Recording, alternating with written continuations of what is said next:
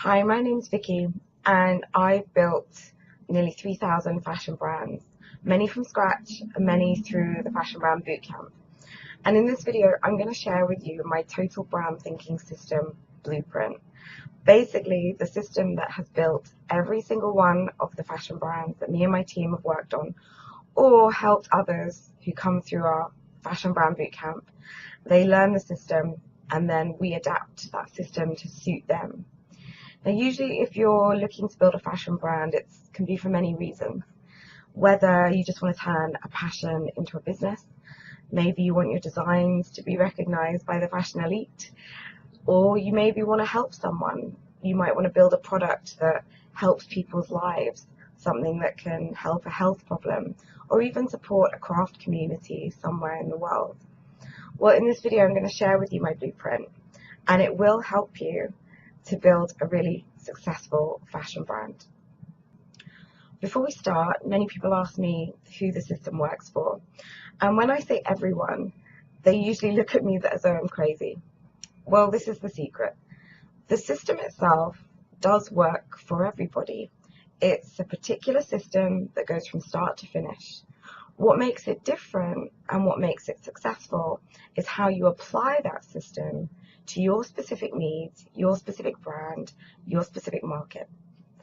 So it doesn't matter whether you're looking to build a handmade niche company, whether you're looking to be a global success, luxury, value market, wholesale, or something with your own name on it. It doesn't matter. The system itself works for everybody.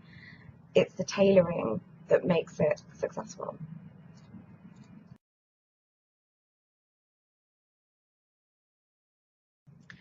If you've ever watched my YouTube channel, read my blog, or read my weekly email list, you'll know that I don't promise quick fixes. There are no silver bullets to anything, and building a fashion brand is no different. 98% of fashion brands fail within the first 3 years because people listen to the wrong advice, maybe they just don't put the work in, or they don't take the time to build really strong fashion brand foundations. Because it's a business at the end of the day. Even if you're selling clothes and you're really creative, you've still got to run a business behind the brand. So what I'm going to show you in the system is not going to happen overnight. I never promise quick silver bullet fixes, these magical things that will just launch you into fame and fortune in 10 minutes. It doesn't. It requires some work, it requires some research, and it requires some planning. But with the right advice, then I would hope after 20 years and nearly 3,000 brands built from scratch, I'm pretty good at that. And this is a plan, this is a system that I've developed over those 20 years of experience, knowledge, working for companies and creating brands myself.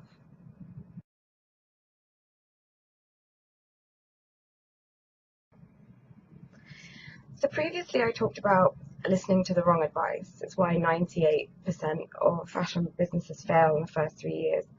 So I want to reassure you a little bit and give you some of my background. I started 20 years ago, I mentioned that already, in the fashion industry. I went through traditional means. I knew what I wanted to do, went to university, started off in the big wide world, at the bottom, of course. And my dad actually gave me a really good piece of advice. He always maintained that you don't get great at your own job just by knowing your job. You get really good at it by learning everybody else's around you. So that's what I did. I basically absorbed all the different roles of the buyers, the QC, everybody who worked in the system, whichever job I was in. Some companies were bigger, some were smaller. So it was really varied, and I gained a lot of experience from factories to measurements and different fabrics, and even how color plays a role. So when a few of my friends started thinking about kind of doing their own fashion brand, they all kind of started up, and we'd have conversations about problems they were having, issues that they couldn't quite work out. And because I guess I'd kind of seen a lot of stuff, including things that went really well and how not to do things as well, I had a lot of advice to give, although I didn't really see it as advice at the time. And when my first friend came back and had kind of changed his situation, I was really happy for him. It was great. He was really struggling with money, and I managed to, well, not me, he did all the work, but just from our conversation, he managed to use what I'd given him and turn that around, increasing his sales and making the business profitable in 3 months. My second friend, who again, similar thing, had a conversation, she was really struggling in getting her products to the right buyers. So we talked about, buying systems and how it all worked and how you needed to have consistency in a brand, etc. And she went away, put some documents together, did it properly, spent some time on it, and within 5 months, she'd actually gone from not being able to open any doors in the buying world to having her line stocked in 3 of the biggest department stores in the UK. She's actually now a global brand, and I'm so proud of her, actually. She's done so well. But by the time it kind of got to the 7th or 8th friend, I can't remember which, I suddenly realized that I had something to offer people. I realized I had this kind of system that I hadn't realized I already had. And that was the start of the total brand thinking system. And it's something that I've refined. We fast forward 20 years in my own business, building other people's fashion brands. I've tried and tested it on nearly 3,000 brands now. Some were personal clients, others have come through the bootcamp, but all of them have used the total brand thinking system, and it's what I'm going to share with you today.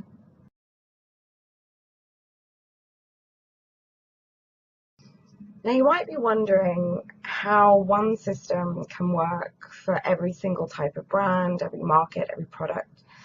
And actually, the bootcamp, you can learn that in just 42 hours. Well, it's actually very simple. It might sound too good to be true, but it's actually not. The system itself, I've developed over years and years and years. I worked out that every large and small brand, successful brand, actually uses the same system, whether they know it or whether they don't. And that's what started my blueprint, my total brand thinking system. After I worked out what it was and how to do it, I then tested it on lots and lots of different clients, tweaking it as I went over a few years. Now, the reason that you can learn it in 42 hours and that it applies to everybody is because there's just one system. Every brand works on this one system. What makes each brand different and what makes the system work for them is the small little tweaks, the tailoring of that system onto your brand and your market and your customer and your product. So everyone starts at the same place, and you just mold it around what it is you're trying to do as a fashion brand. So without any more delays, I'm going to get into the blueprint, and I'm going to cover all of the bits that are in it right now.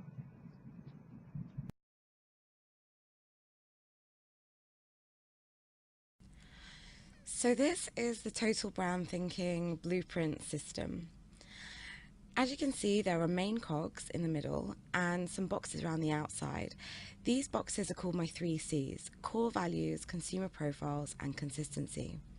The 3 C's are important to building strong business foundations, regardless of what you want to sell and who you want to sell to. They're our main focus across every session in the Fashion Brand Bootcamp, and they're the secret to success. These C's, especially consistency, are the parts of building a brand that change your regular business into a successful business. And although they look pretty straightforward, these intangible things are often really hard to achieve without some professional help. And getting them wrong or not doing them at all is pretty much why 98% of new fashion brands fail within the first 3 years of starting. As I mentioned before, I spend a lot of time throughout the bootcamp tailoring each business, which is why numbers are kept small. The tailoring allows me to focus on applying the core values, customer profile, and consistency to each and every brand. So let's have a look at our cogs. At first look, the cogs can seem a little bit overwhelming, can't they? There's quite a lot of things going on there.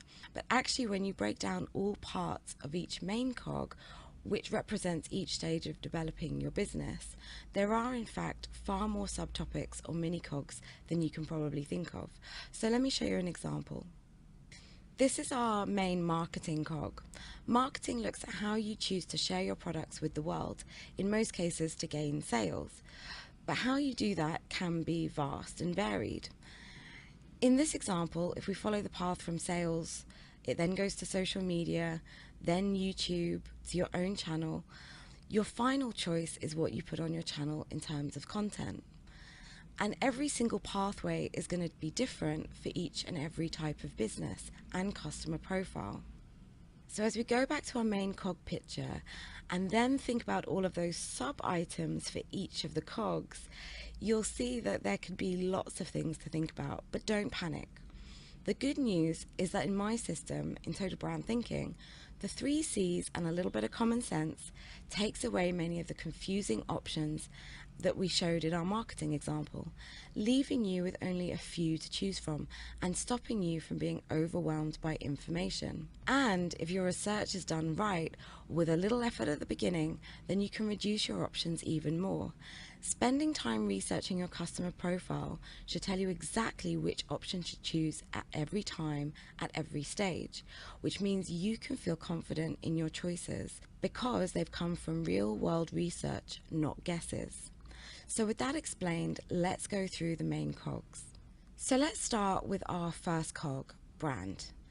Brand has 4 subtopics that we need to think about: identity, values, graphical design, and touch points. Your brand identity is so important in today's world. Fashion brands no longer sell products, they sell a lifestyle or image, and your brand identity is what consumers will be drawn to or turned off by. Your identity forms the basis of what you represent and stand for, but it's reflected in so many other parts of your brand, like marketing, products, packaging, and so on. Your values are your core values, which we talked about earlier on in this video. The reason I call them core values is because they should be at the core of your brand. Although they specifically come under the topic of brand, for a successful business, they should be reflected in everything you do. Graphical design refers specifically to, and yes, you guessed it, the way you represent your brand graphically. This covers anything from your business card to your brand logo, and there is a lot to think about here, like fonts, colors, and so on. But it might surprise you that I recommend you do this towards the end of your brand building journey, and I cover this in much more detail on the bootcamp. Touch points are basically anywhere that a customer can touch your brand, either physically or virtually. This topic covers all sorts of things from labeling to website design, and it's so important that I devote an entire session to that on the bootcamp.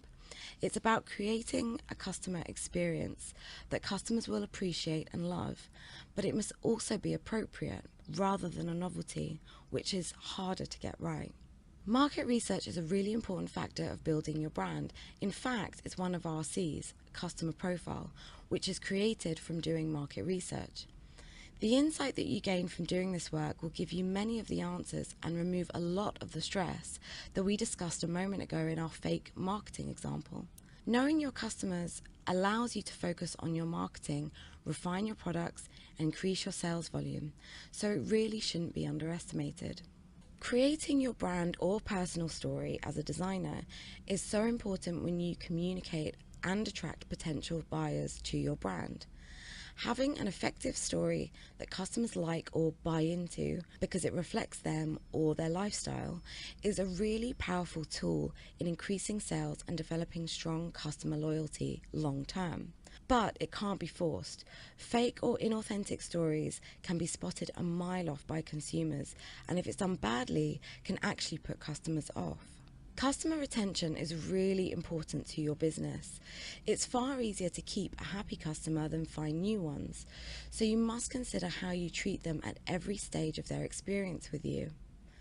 During the bootcamp, I talk about this in relation to touch points because quite often, especially in online retail, the two merge together in far more ways than we realise. Actually, during this session, many bootcampers are surprised by examples they have in their own lives with brands that they buy from and start to see how and why they are so effective for sales and customer loyalty. So let's move on to our business cog, the third out of our 7 cogs. Benchmarking is a critical part of working out where you fit into the big wide world of retail. Through comparing what your brand represents and offers to others in your retail space, you can find points of strength and weakness, things to promote and things to improve. If done properly, benchmarking helps you to gain more customers, even stealing them away from rivals, but only if you can be honest with yourself and honest about what you offer. Benchmarking is just as much about your brand as it is about others. Identifying your competition can sometimes seem quite easy. X does this and Y does that, therefore they're my competition. But where brands often fall down is that they don't research this enough. Think about the hundreds of thousands of brands there are across the world. Coming up with 2 off the top of your head just isn't going to help you. In the bootcamp, I devote an entire session to this, to help bootcampers refine their searches, find the right competition out of the thousands there are to choose from, and help them to really analyse them effectively, because that is the key to increasing sales. For most fashion businesses, there are 3 main business models. That's your own brand, wholesale, and the department store. But actually, each of these have a lot of different options, and you have to be careful about which ones you choose or how you combine them for each individual brand. They have to be tailored to each customer profile, core values, and products. It's like a very ornate and intricate game of Tetris, finding all of the right pieces that fit together to make a whole. This area is where I help my bootcampers to tailor their brands effectively, taking all of the small, intricate details and combining them together to create a fine-tuned, successful brand. So let's move on to design and trends. As you can see, this section is actually 2 cogs combined into one. In the old days, fashion trends used to play a really big part in building a fashion business. And although they haven't completely gone away, retail has changed a lot in the last 10 years and trends have become far less important.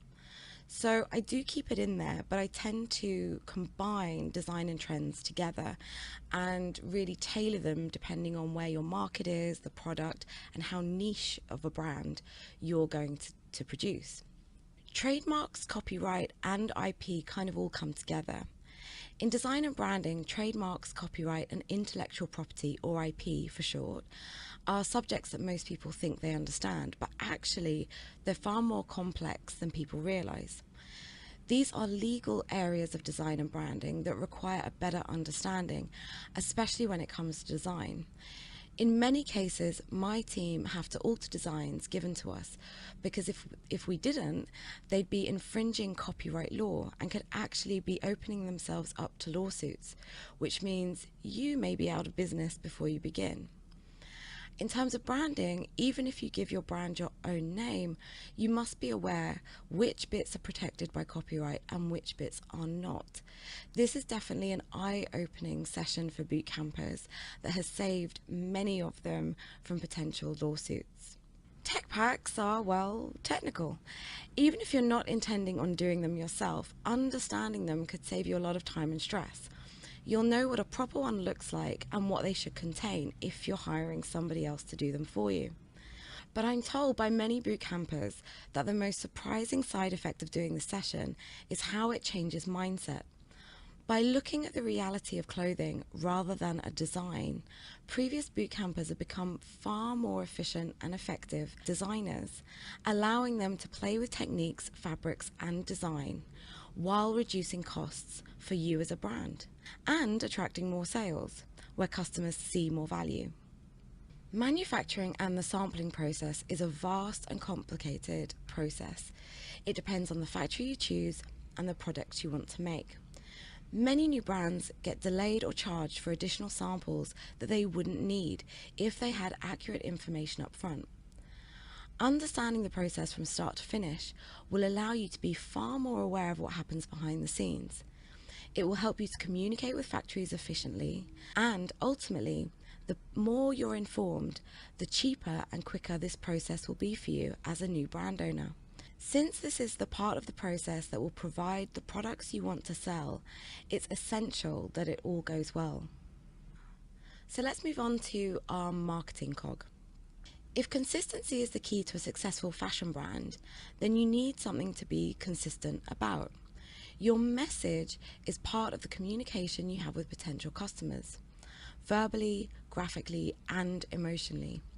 It combines many parts of your business, including your core values and brand identity, and it must be reflected in everything you do if it's to work efficiently. Wholesale is part of building your business that some people embrace straight away and others focus on later in their business building journey. But dealing with this topic of wholesale and buying actually mirrors a lot of the documentation and legal issues that you'll have with factories as well. When my boot campers realize how the roles of buyers and sellers move around, depending on the situation they're in, and they're armed with the documentation they need to survive, wholesale suddenly opens up a large knowledge base that can be applied to all kinds of situations. Sales will either keep your business alive or kill it in year one. Ultimately, you need sales to keep revenue moving through your business, which allows you to create more products next season.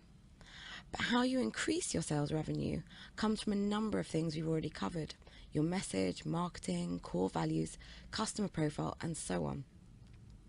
The good news is that if your brand foundations are done correctly, this part will fall into place. So let's move on to our last cog, product, which has the most amount of subtopics in the whole system. Purchase orders are legal documents that can be confusing. Although it's not the only legal document that you have to fill in throughout your journey, it's a significant one. This will be the contract you give your factory, and getting it wrong can mean huge losses financially. It's so important that I spend time going through each and every part of it to make sure that you, as a brand owner, know what you need to do at the time or know what to look out for if you receive one from a buyer. Shipping is not the sexiest topic in the world to talk about, I know. But whether you're talking about shipping to customers or products from a factory, it's an important part of your journey. Delays can cause repercussions with buyers or customers, and if you're waiting for products from a factory, you might miss out on key events. At the very least, you'll need to plan around deliveries, so understanding the process, even at a basic level, will definitely improve your organization and business planning. Range development can be quite exciting, especially when you've worked on a close group of products, but getting your offering right can be a little more tricky. When we think of developing ranges, often our brains make leaps that make sense to us personally because of associations or personal preference. But in a business setting, expanding your range needs to be a carefully planned process. There are two ways of doing it, and depending on your customer, product range, and budget, each one has benefits and drawbacks. Going wide means you offer more products. Going deep means you extend the options customers have on the products you offer. Boot campers often find that when we finish this session, their initial ideas for expansion, whether now or in the future, are very different than when they started. Creating value for customers can mean different things. The most important, though, is product value. Regardless of the price of the product, you have to give your customer a reason to open their wallets and buy. Whether you do this through clever design, customer experience, or your brand, you need to show customers that your product has value that others don't. Adding value to a product can be a puzzle that you need to solve, but don't worry. Boot campers get the benefit of my guidance to make sure that it's done properly and ultimately increase their sales. This means more sales for you, a stronger business for the future, and happy customers. Pricing products might seem fairly easy, but as I've discovered over the years, there are many common misconceptions that people have when they do this. Brands are tempted to either price low because they want sales or high because they believe they can, and often sales stagnate. The brain is a funny thing, and customers place a lot of emphasis on the right price of a product. Too high and there's not enough value, even if it's covered in diamonds. Too low and it's bad quality or cheap. Getting the balance just right is important for customer sales, but also reflects the profits you make and can be the difference between a company folding or a stable and successful business that will create your future. Your critical path is about sampling. In terms of products, it has a lot to do with time and the speed you can get your products into your store. But it also has a knock-on effect in terms of your finances and contract commitments, and it can make or break a budget. This all sounds quite difficult, doesn't it? But it comes back to the right knowledge. Having a full understanding of your critical path, knowing how, where, and when it all works together, will keep everything running smoothly, even first time round. So now that we've covered some of the subtopics and the main cogs in this video, I want to just point out a couple more notes for you. A lot of the topics that we've already talked about don't just sit in one particular cog, they actually cover 2 or 3. So for example, in the last section in product, we talked about something called value. And yes, it does relate to product, but it also relates to design and brand and customers. There's no linear way of going from one end of the system to the other because all parts of the system work from one part to the next part. And that's why we have our 3 C's: consistency, customer profiles, and core values. It helps to keep everything that you do and everything that we discover in the Fashion Brand Bootcamp consistent using the customer profile and the core values. So I want to go back and explain why they're so important to your brand and why they're important to the total brand thinking system. In the last few years specifically, the internet has had a revolutionary effect on selling products. Social media has changed the game. In the good old days, consumers had the choice of products and brands that they either passed near their home on their way to work or made special conscious journeys into city centres for something special. Brand names didn't have as much effect on people's buying habits as they liked to think. Basically, if it wasn't in a physical store, convenient to people's lives, then they just didn't buy it. That's why stores grew into countrywide or global chains. It put the physical products in front of people's physical eyes. Even in the early days of the internet, information was the game, and e-commerce, selling goods online, wasn't a thing. I know because I remember life before the internet and mobile phones, and saw the internet change into what it is today. People who sold products focused on customer service, providing a special experience where customers felt appreciated, not necessarily on brand names and values. This has always been different, of course, for the luxury market, where everything is based on brand name, but in general, the name was enough to sell. Customers usually walked in, loved something, paid for it because they had a great experience in the store itself, and then left. Not only that, they came back because they felt valued. In this respect, nothing much has changed, even if you're selling online, but the internet and social media has completely changed the game, especially in the last few years, and many brands just haven't caught up. The internet has allowed customers to go from shopping locally to shopping globally, which means that the competition for sales is much greater. And as a new fashion brand, you're competing with all of them, but without the established brand name to rely on. So why would consumers come to you and not go to others?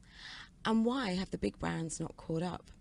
The reason is that brands, or at least the ones who don't work with me, completely miss the point. Yes, your branding and marketing have to be consistent. Yes, they have to speak to your customer. And yes, they have to attract customers by reflecting attitude and lifestyle. But, and here's the secret, brand name is no longer the most important thing to customers. With so much choice and so many brands and so many countries to choose from, brand names are a currency that mean very little these days. Because unlike 10 years ago when most people knew what every name stood for, now there are so many that they just can't keep up. This has led to consumer brand loyalty shrinking. Customers focus more on what a brand stands for and its reputation in a niche community rather than the name on its own. And that's why I focus so much on my 3 C's. Your core values now replace brand name. Your customer profile means that you can understand and communicate with your customers better. And consistency, the biggest part of the total brand thinking system, is what pulls every part of the system together. And that's the secret to my total brand thinking system. So that was my total brand thinking blueprint.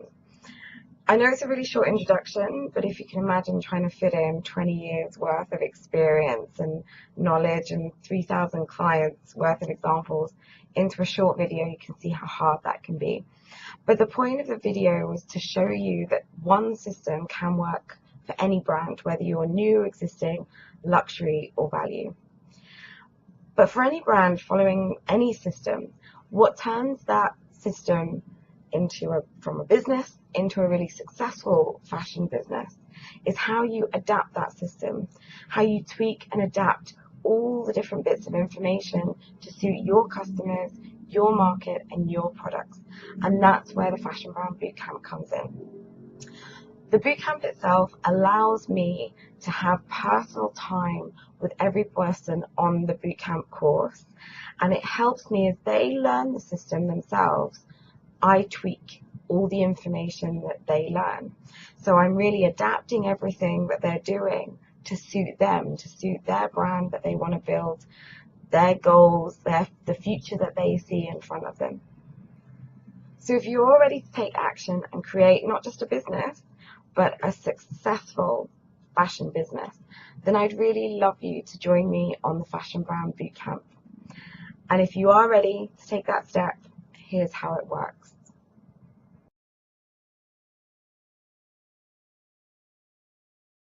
So although I'd love to be able to teach this all day, every day, throughout the year, unfortunately I can't. I do have other clients that I have to work with, and other commitments that I have with me and my team.